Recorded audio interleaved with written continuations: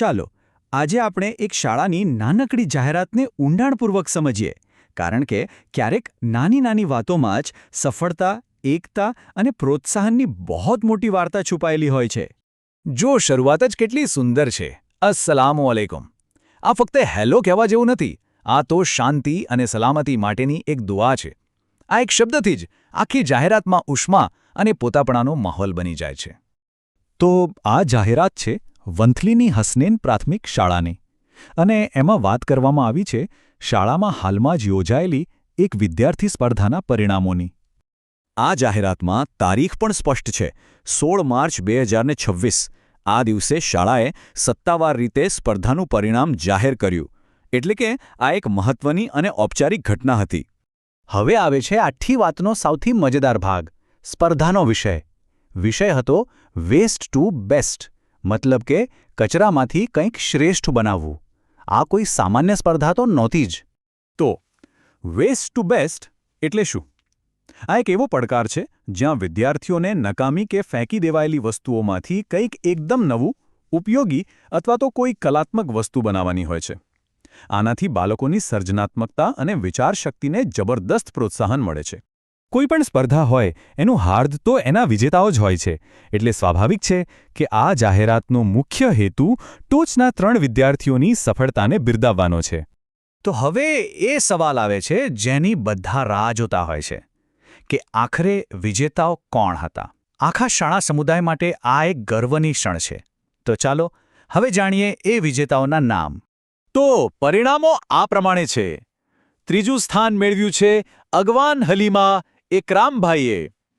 બીજું સ્થાન મળ્યું છે બાસ્ટિયા મિઝાન રમીઝભાઈને. અને આ સ્પર્ધાના પ્રથમ વિજેતા છે ડામર ઇજાન મતીનભાઈ. શાળાએ આ દરેક વિજેતાનું સન્માન કર્યું છે. પણ અહીં વાત માત્ર પરિણામ જાહેર કરીને પૂરી નથી થતી. આ જાહેરાતમાં વિદ્યાર્થીઓ માટે એક બહુ જ અર્થપૂર્ણ સંદેશ પણ છુપાયેલો છે.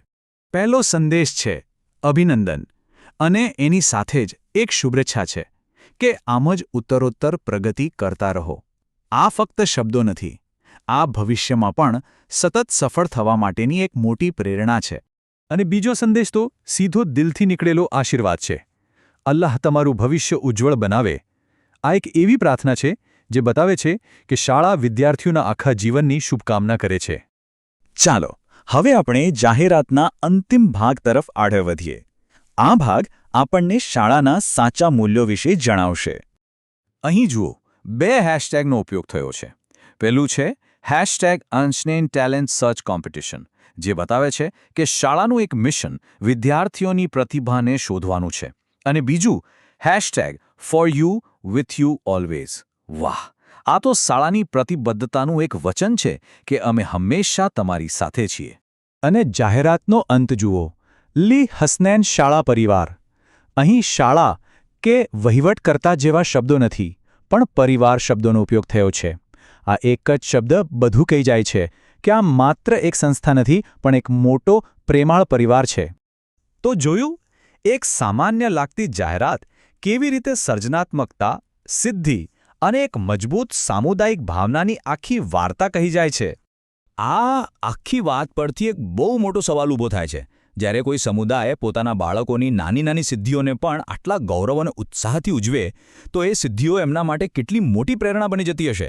આ ખરેખર વિચારવા જેવી વાત છે.